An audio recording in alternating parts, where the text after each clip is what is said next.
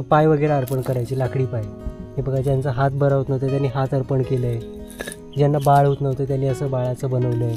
मित्रांनो, तुम्ही कधी असं ऐकलंय का की देवाला नवस करायचा आणि तो पूर्ण झाला की देवाला तीच वस्तू अर्पण करायची? नाही ना? चला तर दाखवतो. हे आहे दोडप देवस्थान. इथल्या लोकांच्या मान्यता आहे की ह्या देवाला केलेला नवस पूर्ण होतो, पण मग आपल्याला तीच वस्तू देवाला लाकडी स्वरूपात अर्पण करावी लागते. हे बघा, ह्याचा अर्थ आहे की ज्याचं पाय वगैरे ज्यांची बरी होत नव्हती ना तर ते नवस करायचे देवाला, पाय वगैरे अर्पण करायचे, लाकडी पाय. हे बघा, ज्यांचा हात बरा होत नव्हता त्यांनी हात अर्पण केलं आहे, ज्यांना बाळ होत नव्हतं त्यांनी असं बाळाचं बनवलं आहे. हे बघा, केवढे पाळणे बांधले. ज्यांचा नवस पूर्ण झाला त्या सगळ्यांनी इथे पाळणे बांधलेत. ज्यांना बाळ हवं होतं, ज्यांना खरंच गाडी हवी होती त्यांनी लाकडी गाडी अर्पण केली आहे. बघा, ज्यांना घर हवं होतं त्यांनी घराचा नवस केला आणि तो घराचा नवस पूर्ण झाल्यावर त्यांनी ते हे केलं. हे बघा, कित्येक लोकांनी इथे घंट्या बांधल्यात. मित्रांनो, तुमच्या गावातही असं एखादं देवस्थान असेल तर कमेंटमध्ये सांगा.